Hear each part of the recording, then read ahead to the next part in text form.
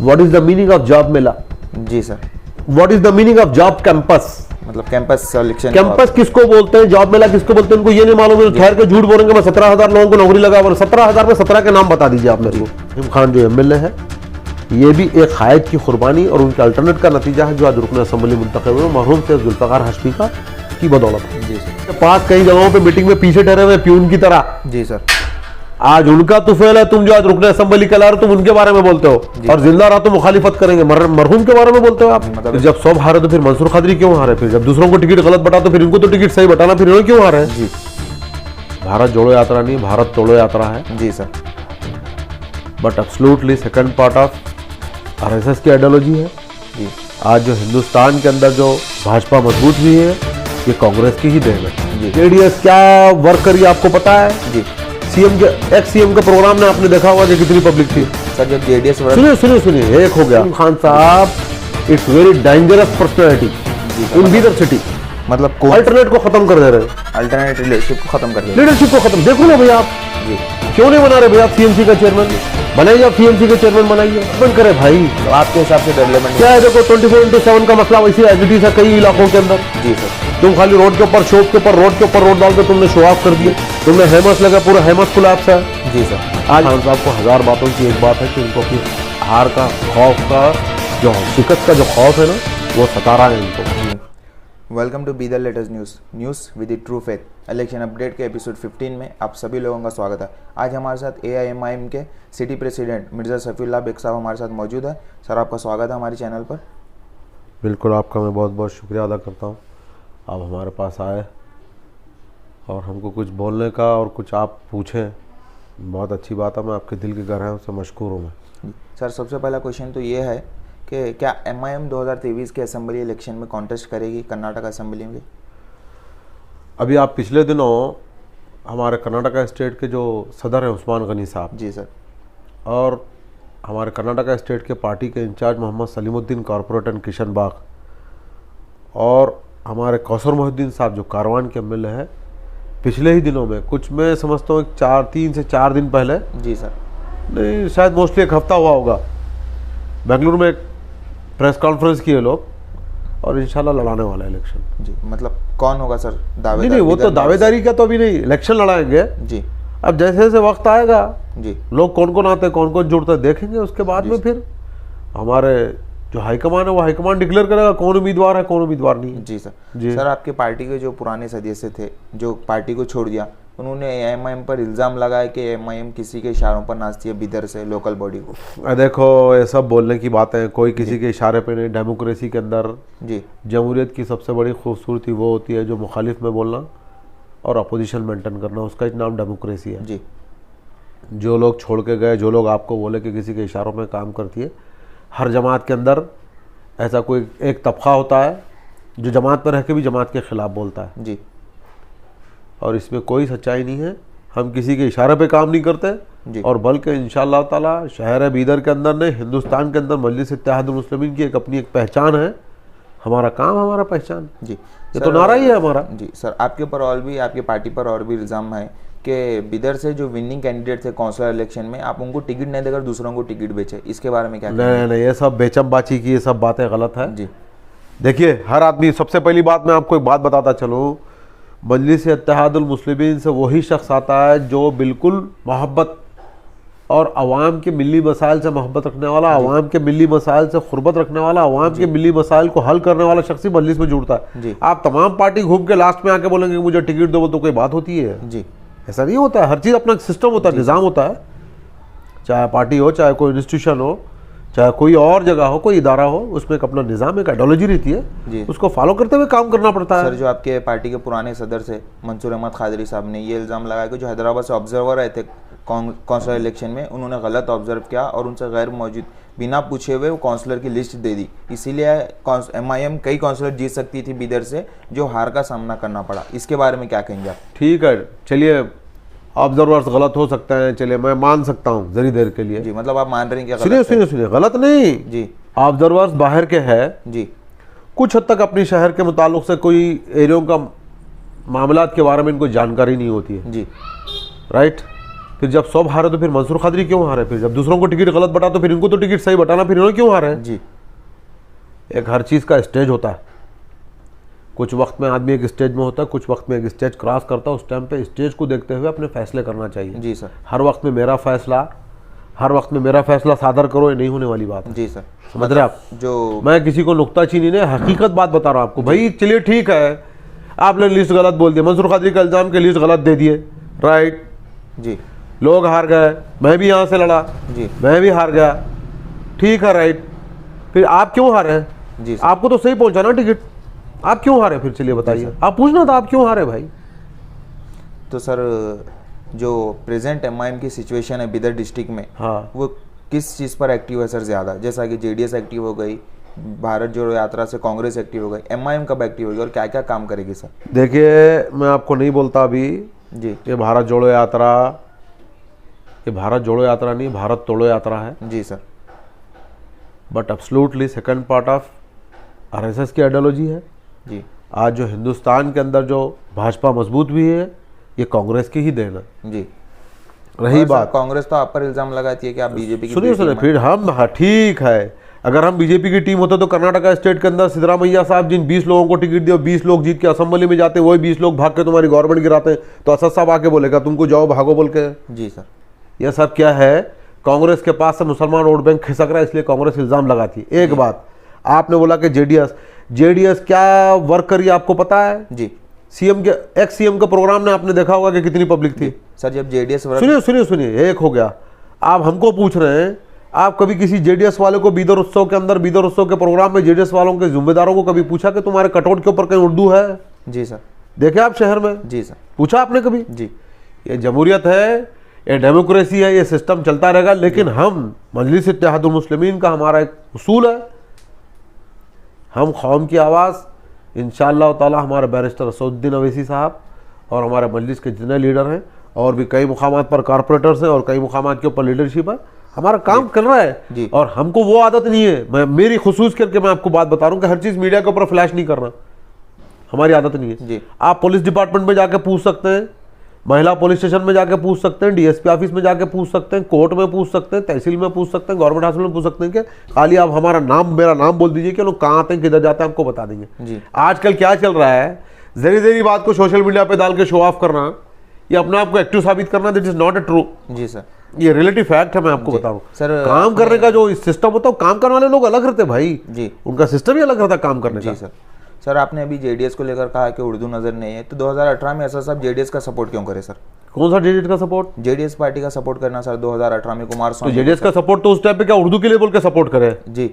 मैं आपकी प्रेजेंट बोल रहा हूँ, मैं प्रेजेंट की बात कर रहा हूँ। मतलब आप जेडीएस को सपोर्ट नहीं करेंगे? सुनिए, मैं नहीं बोलता सपोर्ट करेंगे नहीं करेंगे, ये हाईकमान फैसला करेगी भाई। मेरे को जितनी जिम्मेदारी दी गई मैं उतनी बात करूंगा, उससे ज्यादा बात नहीं करूंगा मैं। जी सर।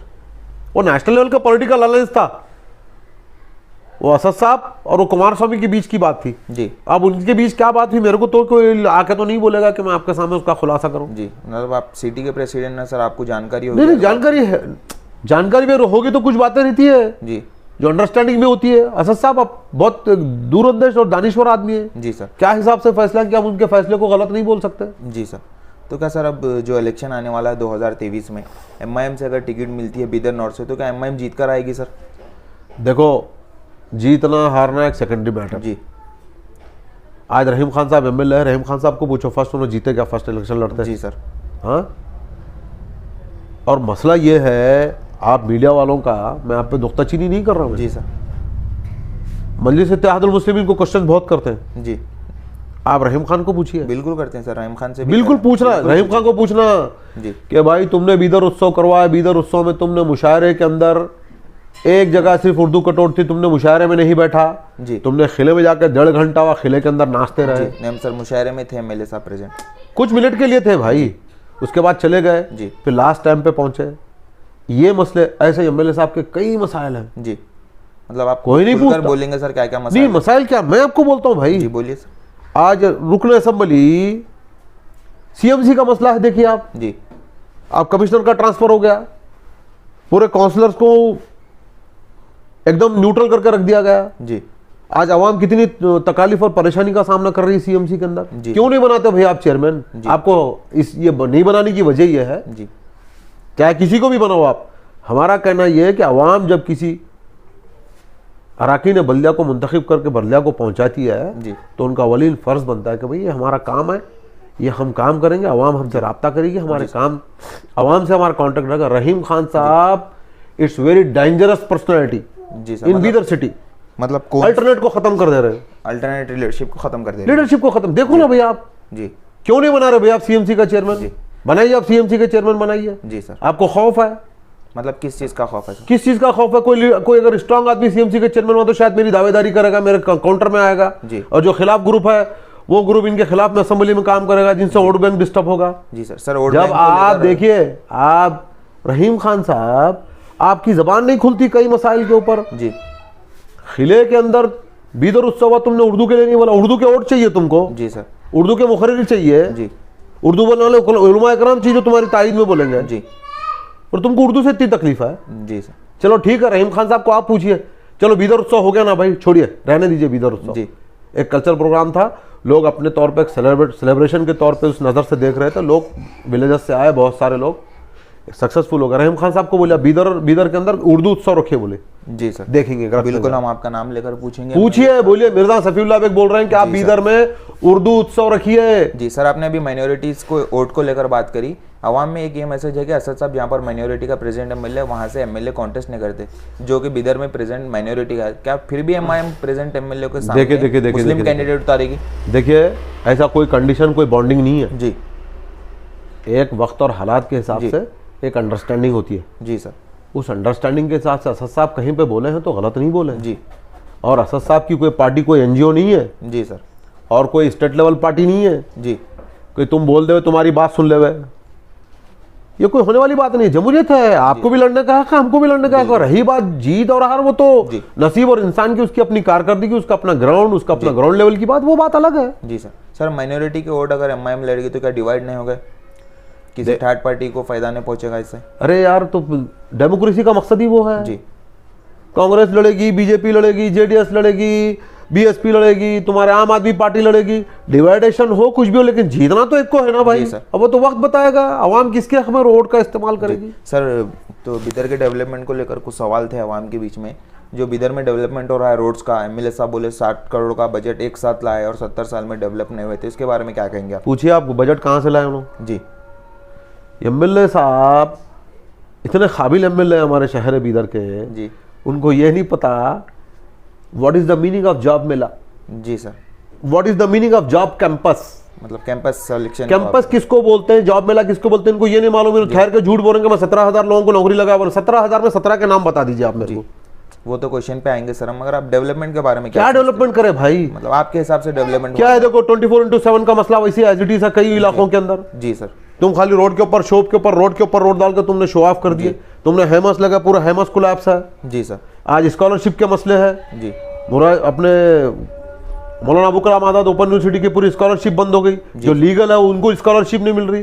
जी क्या आवाज उठाई आपने? चलिए बता। आप चलो ठीक है, आप जिस वक्त में वेयर हाउस मिनिस्टर थे आपने कितने लोगों को जॉब पे लगवाया? आपने क्या काम किया? चलो बताइए। आज भी बीदर में स्पोर्ट्स के कोच नहीं है। जी कोई फुटबॉल कोच नहीं है, कोई कोच नहीं है, बच्चे खेलने के लिए तड़प रहे हैं। बीदर में ग्राउंड नहीं है। सर, जब अनएम्प्लॉयमेंट को लेकर एमएलए साहब से पूछा गया तो उन्होंने साफ सीधा कहा कि मैं 18,000 बच्चों को रोजगार दिया हूँ बीदर के। तो बताओ, बोलो 18 बच्चों के नाम बताओ। उनके बोलो पास डॉक्यूमेंट ऐसा कह रहे हैं सर वो। बताओ, बोलो डॉक्यूमेंट रिलीज करो, बोलो, फिर हम उसके बाद हम डॉक्यूमेंट बताते हैं। जी सर। मतलब आपके हिसाब से नहीं मिले जॉब? क्या है? सीधा सरल सरल यार, मैं आपको बोल रहा हूँ कि मेरे भाई, जॉब मेला और जॉब कैंपस, कैंपस सिलेक्शन था वो। Have to lot of difference. Yes sir.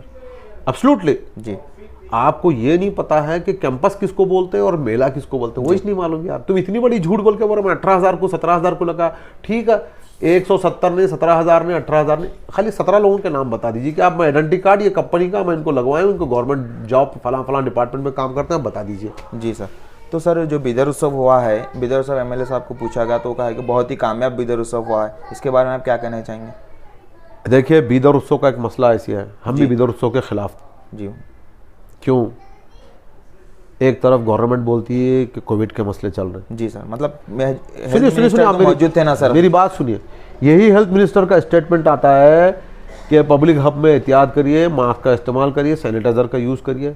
एक तरफ आप बोल रही है गवर्नमेंट, हेल्थ मिनिस्टर ये एक अपना अहकाम जारी करता है और दूसरी तरफ फिर आप बोलते हैं कि उत्सव चल रहा है। तो आप बताइए कौन सच है कौन गलत है? कर्नाटक के हेल्थ मिनिस्टर जो के सुधाकर है वो खुद मौजूद थे सर बिदर उत्सव तो वही पूछना था ना, आप लोग उनको पूछना था भाई। जी सर। अब सुधाकर का रिप्लाई तो मैं नहीं दे सकता था ना, सुधाकर साहब जो वजीर हैं हमारे हेल्थ के वजीर, इनका रिप्लाई तो मैं थोड़ी दूंगा आपको। जी सर। आप उनसे पूछना था उस टाइम। मतलब बिदर उत्सव कामयाब है क्या नहीं है सर ये? नहीं, बीदर उत्सव सिर्फ एक बहुत बड़ा स्कैम है जी। मतलब कैसा स्कैम है, किस चीज़ का स्कैम है?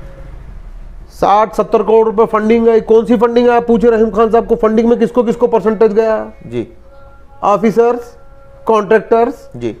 लीडर्स। जी। बेनिफिट इनको हुआ है जी सर। क्या हुआ? अभी कितना पैसा जमा किया गया चलिए बताइए आप बीदर उत्सव में? बंडिया वालों को ढकल ढकल के बाहर ढकल दिया गया अंदर। जी सर। मैं गया था वहां पे स्पॉट के ऊपर, भी जाके एडब्ल्यू से मठ साहब से बात करके पूरे लोगों को एक तरफ लाइन में लगवाने लगा। जी सर। किस चीज का उत्सव भाई? आप उत्सव, आपका पर्टिकुलर उत्सव, ये Bidar Utsav is the second part of the very big scam in Bidar city. जी सर। आप पूछिए कहाँ का कितना कितना पैसा जमा हुआ, किधर किधर गया, पूछिए आप। जी सर, आपके पार्टी के जो आतिफ अशार साहब है, जब उनसे पूछा गया कि एमआईएम को लेकर उनको अगर टिकट मिलती है तो वो लड़ेंगे, अगर उनको टिकट मिलती है तो क्या आप सब लोगों का सपोर्ट? नहीं, देखिए टिकट मिलेगी नहीं मिलेगी सब अपनी बातें हैं ये। जी। हमारी हाईकमान जो फैसला करेगी, हाईकमान जिसको उम्मीदवार बनाएगी, जी।